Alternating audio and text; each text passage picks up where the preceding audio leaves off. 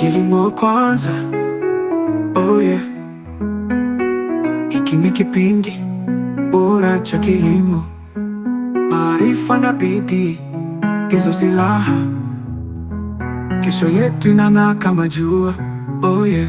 Mtazamaji, karibu tena katika kipindi cha Kilimo Kwanza ambacho kimejikita katika kukuletea taarifa, maarifa, elimu, ujuzi na zaidi ya hapo kukuonesha fursa mbalimbali zitazokusaidia kuboresha shughuli zako za kilimo, mifugo na uvuvi.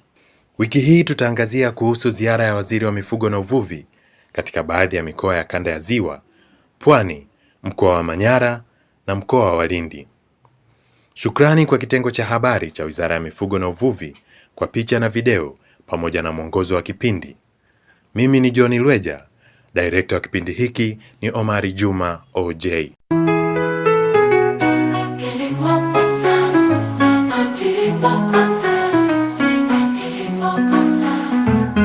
Mtazamaji, hii ni zaidi ya ziara ambayo inaenda kutafsiri mwelekeo wa serikali katika sekta ya mifugo na uvuvi ndani ya siku 100 za uongozi wa Rais Dr. Samia Suluhu Hassan. Lakini mwanzo wa haya yote ulikuwa ni wapi? Baada ya kushinda uchaguzi wa mwaka 2025, Rais wa Jamhuri ya Muungano wa Tanzania Dr. Samia Suluhu Hassan aliingia katika awamu mpya ya uongozi. Mara baada ya kula kiapo, alitoa hotuba yake ya kwanza bungeni ikionyesha mwelekeo wa serikali yake, huku akigusa kila sekta ikiwemo sekta ya mifugo na uvuvi. Tutoke kwenye kumtazama ng'ombe na mlio wake, tutazame uzito wa nyama, ladha ya nyama, wingi wa maziwa, ubora wa ngozi na ubora wa kwato na pembe. Katika kufanikisha dhamira yake kwa Watanzania, Mheshimiwa Dr. Samia Suluhu Hassan amechagua timu madhubuti itakayomsaidia kubeba maono yake, na hapa ndipo jina la Balozi Dr. Bashiru Ali Kakurwa na Wakili Ng'wasi Kamani yanaibuka na kupewa dhamana ya kuongoza Wizara ya Mifugo na Uvuvi. Mimi Bashiru Ali Kakurwa na hapa kwamba nitakuwa mwaminifu kwa Jamhuri ya Muungano wa Tanzania na kuitumikia kwa moyo wangu wote. Mimi Ng'wasi Damas Kamani na hapa kwamba nitaihifadhi, nitailinda na kuitetea Katiba ya Jamhuri ya Muungano wa Tanzania kwa mujibu wa sheria iliyowekwa.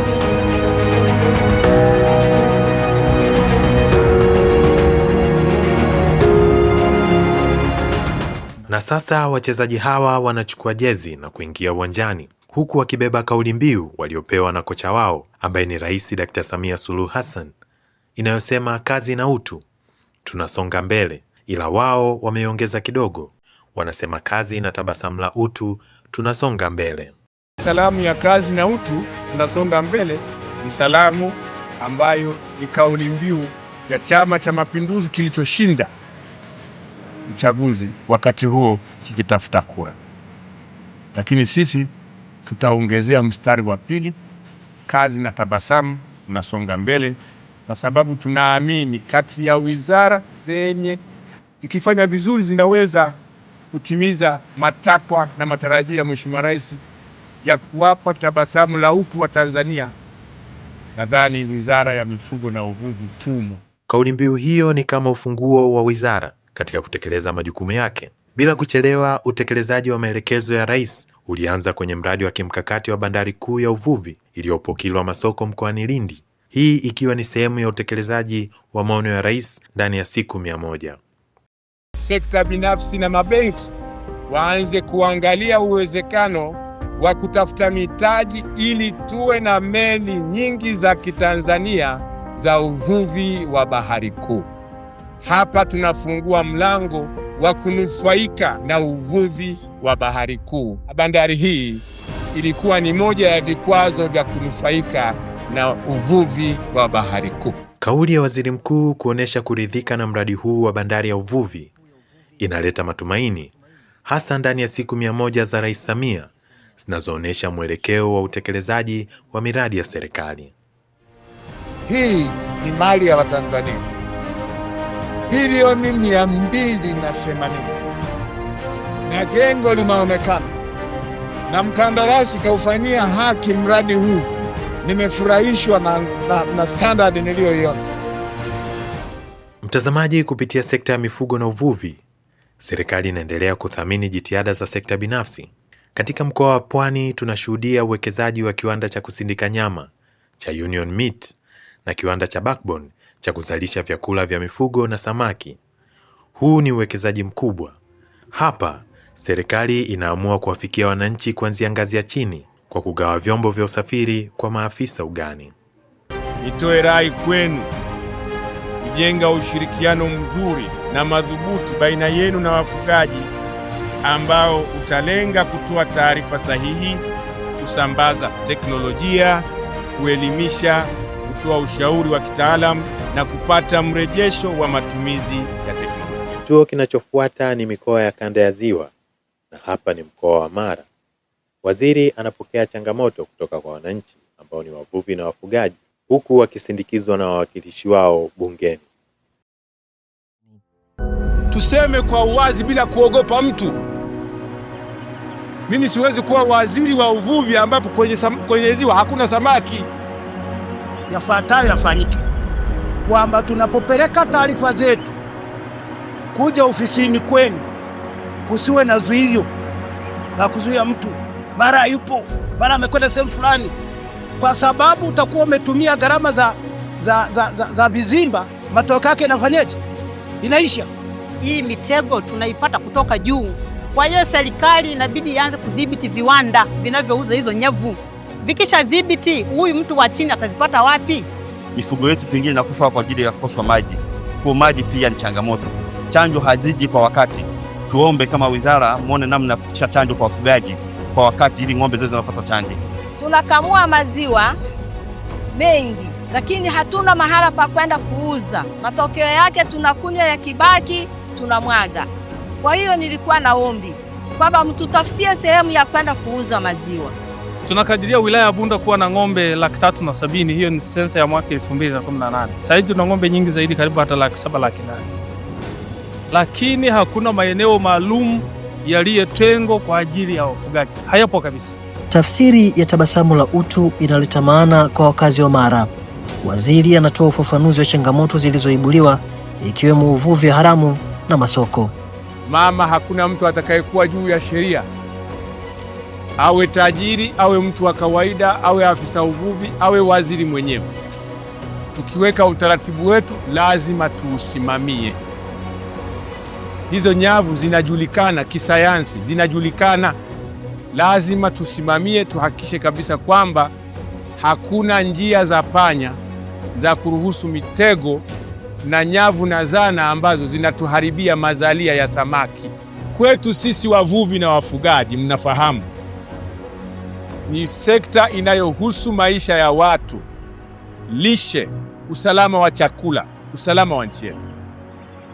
Kwa hiyo tukivua kwa kisasa, tukivua kibiashara, tukivua kwa tija, watu wakapata mazao ya uvuvi kwa gharama nafuu na kwa wingi, bila shaka watapata tabasamu. Kweli sio kweli? Mifugo lazima ipate huduma ya tiba, na chanjo hiyo itasaidia mifugo yetu iweze kuwa na ubora, halafu tupate masoko ya uhakika. Tumeenda mahala ardhi ya wafugaji imepangwa vizuri kwa mpango wa matumizi bora ya ardhi, wamekabidhiwa, imewekewa GN, lakini wafugaji hao kwa sababu ina eneo la rutuba, badala ya kulima malisho au kulinda malisho, wanawakaribisha wakulima, wanawakodisha, ardhi inaisha ya ufugaji, halafu wanachukua ng'ombe kwenda kwa wakulima. Sasa unakuwa mgogoro. Kwa wavuvi wa Kanda ya Ziwa, wengi wao wamenufaika na mradi wa vizimba uliopewa nguvu na Rais Dr. Samia Suluhu Hassan, ambapo mradi huo umegharimu kiasi cha shilingi bilioni 12.5. Tunaachana na mkoa wa Mara na kuelekea mkoa wa Shinyanga, umbali wa takriban kilomita 328.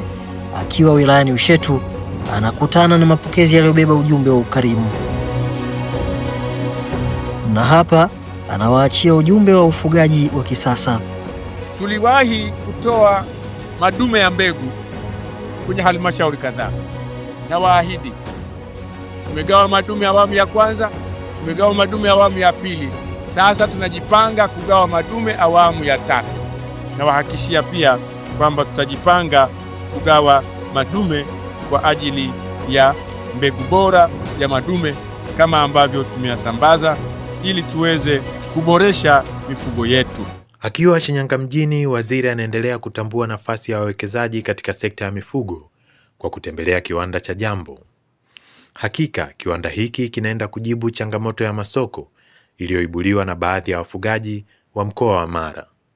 Tunakamua maziwa mengi, lakini hatuna mahala pa kwenda kuuza. Matokeo yake tunakunywa yakibaki tunamwaga. Salum Hamis ni mkurugenzi wa kampuni ya Jambo. Moja ya nguzo kuu ya uwekezaji wetu ni mradi wa maziwa wenye uwezo wa kuchakata hadi lita 100,000 kwa siku.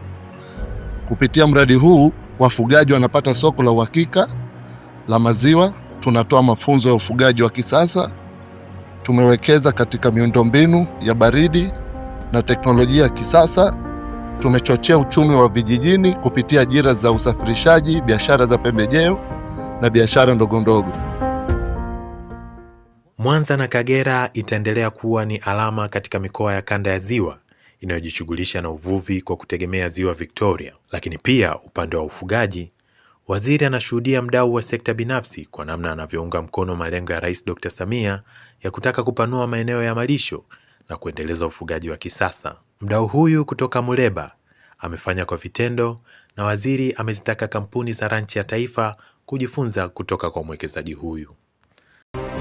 Nadhani baada ya hapa kuna haja kwa njia hiyo ya shamba darasa kuwaleta wawekezaji wetu. Kwanza waje wajifunze unapopata mbegu, waje wajifunze namna ulivyoanza, ulivyopata maji, unaona, na unavyoendelea sasa kutumia malisho haya kuanza kuzalisha ng'ombe wa maziwa. Waziri kupitia ziara yake anawakumbusha watumishi athari za kuihujumu serikali katika sekta ya uvuvi. Miongoni mwa watumishi hao walio kwenye sekta ambao ni wachache, wako ambao badala ya kuhifadhi wanahujumu sekta.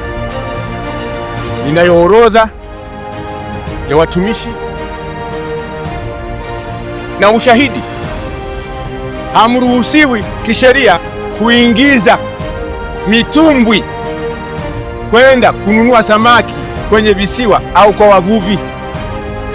Hiyo kanuni sijajana nayo mimi, lakini viwanda vyote vinafanya na nyinyi hapa mnafanya. Katika mkoa wa Geita, mkuu wa mkoa wa Geita Martin Shigela anawapokea kwa neno la ukaribisho ambalo limebeba ukarimu, faraja na kutambua jitihada na maamuzi ya Dr. Samia. Kwa imani kubwa ambayo Mheshimiwa Rais ametupatia, kwanza kuteua kuwa mbunge na baadaye kukuteua kuwa waziri wa mifugo na uvuvi. Imani kubwa kwa rais wetu, lakini natokana na ukweli kwamba miongoni mwa viongozi wasioyumba wenye misimamo ya dhati na ya kweli ni pamoja na Balozi Dr. Bashiru Ali Kakurwa. Kwa hiyo Mheshimiwa Rais anaona eneo ambalo linahitaji viongozi wa kweli, waaminifu, wanaoweza kusimamia ukweli na kuufikisha mpaka mwisho, ni pamoja na wewe Mheshimiwa Waziri. Hongera sana, hongera sana, na sisi Wanageita tutakupa ushirikiano. Katika ziara hii, changamoto za wananchi zimebeba nafasi kubwa. Hii inabeba tafsiri ya kubeba maono ya serikali ya awamu ya 6 katika kuwafikia wananchi. Na hapa katika mkoa huu wa Geita, changamoto za wavuvi na wafugaji zinasikika. Tuna janga kuu katika eneo letu, kwamba mbuzi na kondoo. Mpaka sasa hivi, jana kwa jirani yangu walikufa mbuzi 3, wote hawana maini. Sasa sijui nisotoka sijui nini, maini hayamo. Kuliko kusema kwamba maini hazina. Maini huwaga yanaharibika, yameoza, na kondoo ni hivyo hivyo. Ndio. Huo ugonjwa unatuhangaisha kweli. Upande wa dagaa tuna changamoto ambazo zimejitokeza kwa sasa, lakini tayari hapo nyuma tulikuwa tumechukua hatua. Lakini Mheshimiwa Waziri, hii imeonekana kama kuna vita vya uchumi wa Sangala na sisi wa dagaa. Katika kupata ufumbuzi wa haraka kwenye changamoto za wafugaji na wavuvi, Wizara imezunguka na wataalamu mbalimbali wanaohudumu katika sekta ya mifugo na uvuvi kwa ngazi ya taifa. Katika jambo la nyavu tofauti kwa ajili ya kuvulia, nalo wanalifanyia kazi, sio kwa nyavu aina moja, lakini kwa nyavu aina zote. Watakuja na vigezo ambavyo watashauri namna gani sera iweze kutekelezwa. Maeneo ya malisho yanapatikana kutokana na maeneo ambayo yanatengwa kupitia mipango ya matumizi ya ardhi kwenye vijiji. Kama tunavyofahamu, takribani 70% ya maeneo yanapatikana kwenye vijiji. Ina maana tusipofanya mipango ya matumizi ya ardhi kwenye vijiji na kutenga maeneo kwa ajili ya ufugaji, hatutaondokana na hii changamoto ya upatikanaji wa malisho kwa wafugaji. Tulitoa ridhaa ya kuanza kufuga. Nakumbuka hata tuliandikiwa na watu wa bonde, kwa sababu natakiwa na kibali cha wizara na kibali cha matumizi ya maji. Tukawaomba, tukasema hawa tumeanza nao, tunaomba watakapoingia katika mzunguko wa pili ndio masuala ya vibali. Tunafanya kwa njia ya mtandao. Kibali cha wizara ni shilingi 100,000, unachangia tu shilingi 100,000, na kibali cha maji ni kama shilingi 300,000. Unapata kibali kwa jina lako wewe na utakwenda nacho benki. Hautadaiwa tena masuala ya tathmini ya athari ya mazingira, kwa sababu hilo serikali inakuwa ishafanya. Kwa hiyo huyu ndio ushauri kwangu, na Masawe yuko hapa kwa ajili ya kuwasaidia. Katika changamoto ya wizi wa mifugo, Kamanda wa Jeshi la Polisi mkoa wa Geita, Kamishna Msaidizi Mwandamizi Sofia Jongo, anaeleza jitihada ambazo zinaendana na kauli mbiu ya wizara ya kuleta tabasamu la utu kwa Watanzania, kwani kwa sasa wizi wa mifugo umepungua. Tulikuwa na changamoto kubwa sana ya wizi wa mifugo Geita, na wafugaji watakuwa ni mashahidi. Lakini kwa ushirikiano wao tumepambana, tumepunguza kwa 1% kubwa wizi wa mifugo, na tulifanikiwa kukamata na tuliwapeleka mahakamani. Bahati nzuri kesi ilikuwa iko very straight, wamefungwa jela miaka 5. Waziri Dr. Bashiru anapohitimisha ziara yake mkoa wa Geita, anaacha ujumbe wa kupendana na kushirikiana. Na hakuna kizuizi cha kisheria kwamba ukiwa mvuvi wa dagaa usivue sangara. Heshimianeni na pendaneni. Matatizo ya wavuvi yanafanana, tusianze kuingiza migawanyiko.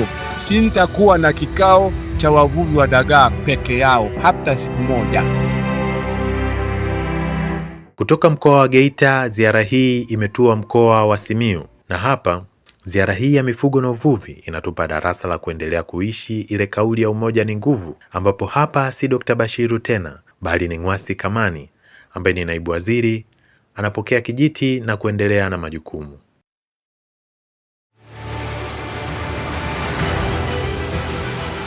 Sisi wizarani tunakuja na program, Mheshimiwa Mkuu wa Mkoa, ya kuanzisha mashamba darasa 300 nchi nzima. Tumekusha tenga bajeti ya milioni 253 kwa ajili ya kuanzisha mashamba darasa haya katika halmashauri mbalimbali nchi nzima, ili sasa wafugaji tusiwaambie kwa maneno bali waone kwa vitendo.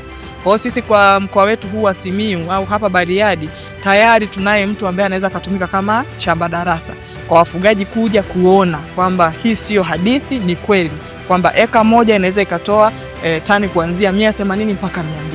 Na kwa vile tunasema tani 80 inalisha ng'ombe 40 kwa mwaka mzima, manake hii tani 180 kwa eka moja inalisha ng'ombe wangapi? Tayari sisi ambao ni wafugaji wenye ng'ombe nyingi, sisi Wasukuma tunafahamiana, tunajua kabisa kwamba mtu alime tani ngapi kwa ajili ya kupata malisho ya uhakika.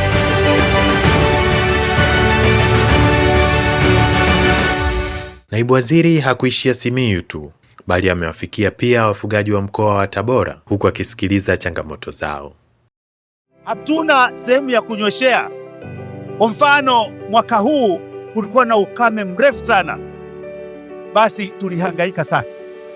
Ndio maana mifugo wetu wamekufa sana, na sasa hivi tulikuwa tunapita tunaangalia kwamba wale wenye afya nzuri ni wale ambao walikuwa wanalisha kutokana labda na mapumba. Tunasaidiwaje sasa na serikali yetu hii, sisi angalau wafugaji ambao dhamana yetu, benki yetu ni ng'ombe zinazotembea. Sisi tuna benki inayotembea, lakini wavuvi wanapewa mikopo, hata samaki huwezi kuona wako majini. Sisi ng'ombe zetu zinaonekana kwa macho. Sasa kwa nini wavuvi wapate fursa hiyo kubwa zaidi wakati wanachokivua kiko majini yakionekana. Sisi ng'ombe wetu wanatembea, tunawaona. Siku zote changamoto zinakuja na suluhisho, na hapa naibu waziri Ng'wasi Kamani anakuja na majibu yanayobeba tafsiri ya siku 100 za Rais Samia katika kutatua kero na kuonesha dira ya sekta ya mifugo na uvuvi inapoelekea. Taasisi zetu za fedha nazo wanafanya biashara kwa kuzingatia misingi iliyowekwa na waangalizi wao ambao ni Benki Kuu ya Tanzania. Kwa hiyo tuko katika mazungumzo nao ili tuweze kuona namna gani tunafikia mazingira ambayo hayataumiza biashara zao, hayataumiza au kuondoa au kuwafanya wakiuke misingi waliowekewa na Benki Kuu, lakini pia hawatawaumiza wafugaji na wavuvi wetu. Sisi kama wizara tumeona visima virefu ndio mpango unaoweza kuwa wa gharama ndogo na muda mfupi zaidi, lakini kwa manufaa makubwa kwa wafugaji. Kwa hiyo tumekwisha anza kuandaa utaratibu ambao kwa muda ambao tunasubiri utengenezaji wa mabwawa haya makubwa, basi tuanze kuchimba visima katika maeneo ya wafugaji wetu. Piga makofi kwa Daktari Samia Suluhu. Shikamoo mama. Salama. Poleni. Tumekuja kujifunza hapa. Asante sana. Mimi naitwa Bashiru Ali. Amina. Ni waziri wa mifugo na uvuvi. Katika mkoa huu wa Singida, Waziri Dr. Bashiru na viongozi alioambatana nao, wao wamechagua kujifunza kutoka kwa mwanamama ambaye wamemchukulia shujaa katika matumizi ya nishati safi, anayetumia kinyesi cha mifugo kuzalisha gesi inayotumika kupikia, lakini pia analeta tafsiri ya namna wafugaji walivyoanza kuunga mkono jitihada za Rais Samia katika matumizi ya nishati safi. Gharama sio kubwa. Ukisema yani kwa mtambo mdogo, kwa sababu mitambo iko kwa gharama tofauti. Yani iko kwa kiwango tofauti. Mtambo ambao ni mdogo unaweza kukuta milioni 3 tu inatosha. Na milioni 3 unaweza kukuta mtu mwingine umeme, yani moto anaotumia kwa mwaka zaidi ya milioni 3. Lakini kadri unavyoenda unavizidi kuwa mkubwa, zile gharama na nini ndo zinaongezeka. Lakini hii yani yani kama Mheshimiwa Rais kulikuwa na kampeni, watu wote wanaofugwa waelimishwe, waelimishwe hapo, wasaidiwe kwamba hiki kitu ni kweli. Yani kungepunguza sana ukataji wa nani. Na jamii nyingi za wafugaji zinakaa na mambo ya shambani, maporini, na ndio wakataji wakubwa wa miti. Lakini hii itasaidia kwamba yani cha kwanza, yani faida ya kwanza ya mfugaji ni moto.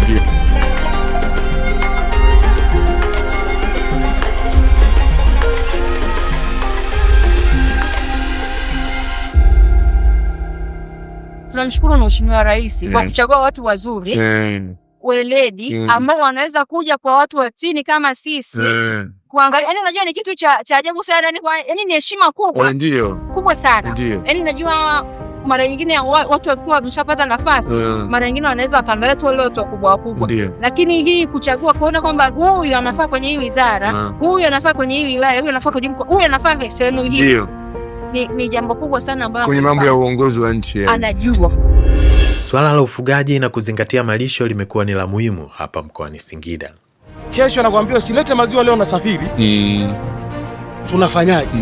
Lakini na maziwa yale, ng'ombe yule hana maziwa mengi sana kuweza kukidhi mahitaji, lakini ama kukidhi gharama za kumuendesha. Kwa tukaendelea kusogea mbele, kuna sasa tufanyeje? Tutawasitisha wale ng'ombe kwanza. Tukaona tutengeneze kwanza maisha. Migogoro ya wakulima na wafugaji imekuwa ni changamoto ya miaka mingi. Katika sakata hilo, wapo waliopoteza maisha, wapo waliopata ulemavu, na wengine kukimbia maeneo yao ya asili.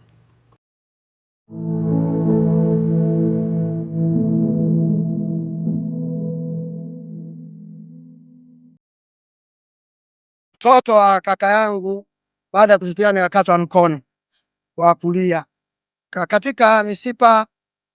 Basi mimi baada hivyo tulishari hivyo nikapigwa mkono. Nina vidole viwili vimevunjika mkono wa kushoto, sasa hivi siwezi kufanya kazi yoyote. Mguuni hapa nilipigwa nikapasuka na jeraha kubwa. Mgongoni mimi nilivua nguo shati hadi huruma. Haya, nimeenda pale hospitali ya Mgongo. Nilipofika pale kaonekana pale haiwezekani kutibiwa. Nikapewa rufaa la kwenda Matungu. Nimekaa Matungu wiki moja. Baada ya kurudi nikaenda kituoni. Jamani, nimerudi. Je, wahalifu wangu vipi, ratiba gani inaendelea? Majibu niliyopewa kwamba wale watu ni wakali, tumeshindwa kuwakamata. Kwa hiyo mpaka sasa hivi ninapoongea hapa sina msaada wa aina yoyote. Katika kuonesha uwajibikaji, waziri anatoa maelekezo yanayotoa matumaini yaliyobeba utu. Hayo ni maagizo yaliyonyooka: mgonjwa atibiwe, waliohusika na uhalifu kukamatwa, huku akiwataka wananchi kutochochea migogoro. Wote waliohusika watafutwe, wakamatwe na wafikishwe mbele ya sheria, lakini tusichochee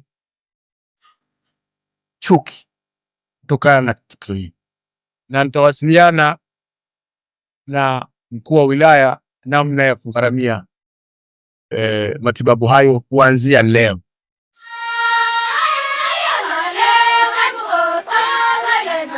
Kutoka mkoa wa Singida sasa tupo kaskazini mwa Tanzania, mkoa wa Manyara, wilaya ya Kiteto. Wale wafugaji ambao wanalima kwenye maeneo ya malisho waanze kutoka haraka.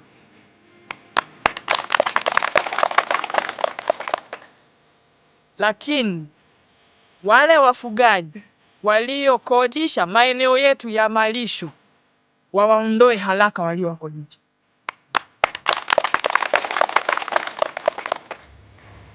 Maelekezo ya Daktari Samia Suluhu Hassan ni kwamba utawala wa sheria uzingatiwe.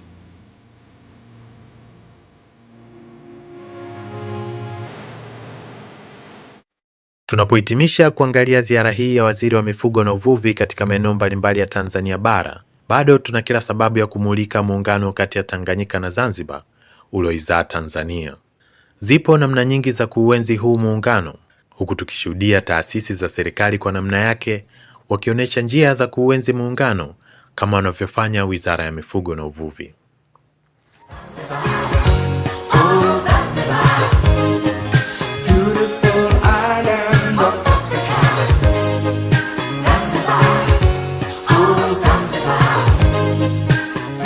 Kikao chetu ni kubadilishana uzoefu, kujenga mashirikiano, ili mwisho wa siku ni kuimarisha utendaji utakaoleta mafanikio na kuleta matokeo chanya kwa wananchi na nchi yetu au nchi zetu. Tumekutana hapa kuimarisha ushirikiano katika uendeshaji wa shughuli za serikali zote mbili kama njia ya kuimarisha na kudumisha muungano wetu pamoja na mapinduzi ya Zanzibar. Hii ilikuwa ni ziara inayotafsiri mwelekeo wa serikali kwa kuangalia siku 100 za Rais Dr. Samia Suluhu Hassan katika sekta ya mifugo na uvuvi, ambapo wizara hii imebeba maono hayo kwa vitendo, hasa katika kupanua maeneo ya malisho na ufugaji wa kisasa, ujenzi wa bandari za uvuvi na viwanda vya kusindika samaki, kusimamia rasilimali za uvuvi, kuimarisha chanjo na utambuzi wa mifugo kwa soko la nje, pamoja na kuwekeza kwenye miundombinu ya mifugo na kuongeza thamani ya bidhaa. Namuomba Mwenyezi Mungu uhamisho wa utumishi wa awamu ya 6 usipimwe tu kwa vitu, majengo na mambo yanayoonekana, bali pia kwa tabasamu la utu litakaloachwa kwenye nyuso za Watanzania. Mpaka hapo tunahitimisha kipindi cha Kilimo Kwanza kwa wiki hii. Tuungane tena wiki ijayo kuangalia fursa mbalimbali zitakazokusaidia katika kuboresha shughuli zako za kilimo, mifugo na uvuvi. Unaweza kufuatilia mitandao yetu ya kijamii ambayo ni Instagram @TVE Tanzania, lakini pia YouTube account Kilimo Kwanza TV, au tutumie ujumbe wako mfupi wa maneno kupitia namba yetu ya simu ambayo ni 0627 192 872. Na kusihi endelea kufuatilia vipindi vinavyofuata. Tukutane tena wiki ijayo. Mimi ni John Lweja.